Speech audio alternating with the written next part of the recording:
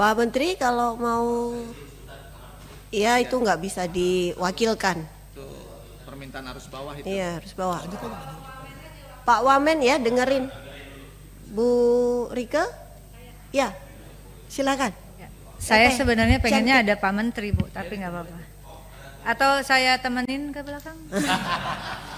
Saya bukan mengatakan tidak akan mampu melakukan secara maksimal proses digitalisasi, tetapi perlu rasanya untuk progresnya lebih cepat.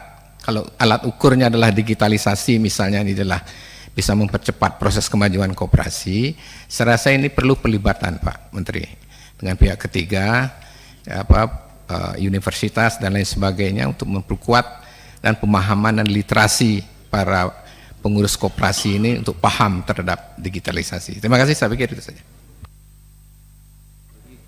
Pak Menteri kalau mau, ya itu nggak bisa diwakilkan. Itu permintaan arus bawah itu. Iya, harus bawah. Pak Wamen ya, dengerin. Bu Rike? Ya, silakan. Saya sebenarnya pengennya ada Pak Menteri, Bu, tapi nggak apa-apa. Atau saya temenin ke belakang? Apa? Assalamualaikum warahmatullahi wabarakatuh. Salam sejahtera untuk kita semua, Om Swastiastu, Namo Buddhaya, salam kebajikan, rahayu. Yang kami hormati pimpinan dan anggota Komisi 6 DPR RI, yang kami hormati dari Kementerian Koperasi, Menteri Koperasi, Wakil Menteri Koperasi dan seluruh jajarannya. Maaf kalau tadi saya agak memaksa untuk minta disebutkan siapa yang hadir, terutama di meja depan, karena ini adalah rapat resmi dan kita disaksikan oleh seluruh Indonesia begitu. Dan yang kedua, karena saya selalu mencatat Pak Wamen, mencatat siapa saja dari kementerian yang hadir, manakala nanti ada hal-hal hil-hil yang mustahil, saya punya catatannya begitu. Anda bicara apa, tanggal berapa, jam berapa. Nah, saya apresiasi dengan presentasi dari Menteri Koperasi tadi dan sangat mengapresiasi karena dari mitra sebelumnya saya kira ini adalah pemaparan yang memaparkan tentang dasar hukum. Sehingga mungkin tapi nanti kalau boleh pemaparannya dimulai dengan dasar hukum, Bapak. Dan saya mendukung pemisahan Kementerian Koperasi dari UMKM, pertama karena ini akan mengubah perspektif kita tentang koperasi yang seolah-olah skala bisnisnya hanya bersifat UMKM begitu. Padahal kalau kita lihat di negara-negara lain, misalnya contohnya adalah koperasi yang kemudian mendirikan salah satu bank yang diperhitungkan di dunia, Rabobank misalnya. Lalu kemudian ada koperasi Fair Price milik National Trade Union Congress atau Federasi Serikat Buruh Singapura. Dan ini tentu saja menjadi, saya sangat mendukung dan saya sangat gembira. Akhirnya ada keputusan politik dari pemimpin nasional untuk memisahkan koperasi dari UMKM. Itu yang pertama. Yang kedua, sehingga dasar hukum menjadi pertimbangan yang menurut saya penting. Karena kalau kita lihat, tidak mungkin kementerian lembaga berjalan tanpa dasar dan payung hukum yang kuat. Dan kalau kita lihat, ini sudah dipaparkan di halaman 9, mudah-mudahan nanti di pertemuan berikutnya dasar hukum ini ada di bagian depan. Saat ini dasar hukumnya adalah Peraturan Pemerintah Nomor 7 Tahun 2021 tentang kemudahan perlindungan dan pemberdayaan koperasi, masih dengan UMKM begitu.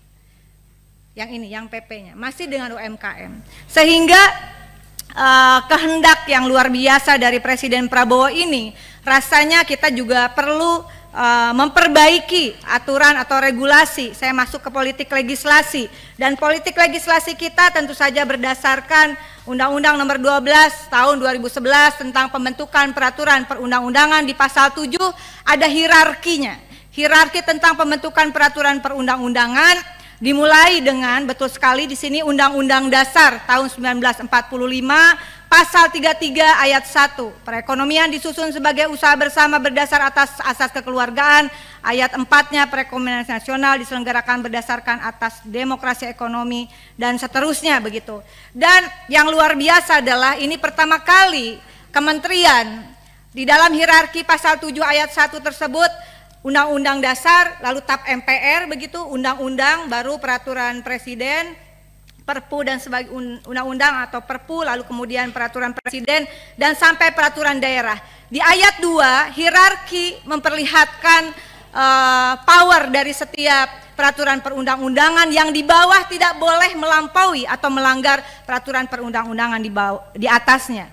Dan di sini luar biasa, belum pernah ada di dalam rapat atau saya lupa, tapi Kementerian Koperasi di era kepemimpinan Bapak sekarang memasukkan ketetapan MPR nomor 16/MPR RI/1998, karena ini menjadi penting, tentang politik ekonomi dalam rangka demokrasi ekonomi pada pasal 5, usaha kecil menengah dan koperasi sebagai pilar utama ekonomi nasional.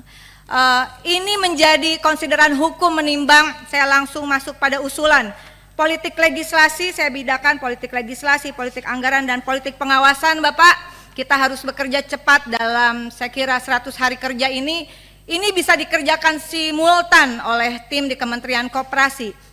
Oleh karena itu saya mengusulkan di dalam rapat ini agar segera disusun naskah akademik dan draft perubahan atas undang-undang koperasi begitu. Apakah akan usulan dari Kementerian Koperasi atau usulan dari Komisi 6 nanti dibicarakan, tetapi intinya dasar hukum itu menjadi penting untuk pembentukan Kementerian Koperasi, pendirian Kementerian Koperasi, berikut turunan organisasinya, dan nanti politik anggaran dan politik pengawasannya, dan skup dari klasifikasi koperasi. Nah, saya ingin menekankan beberapa hal di dalam politik legislasi ini.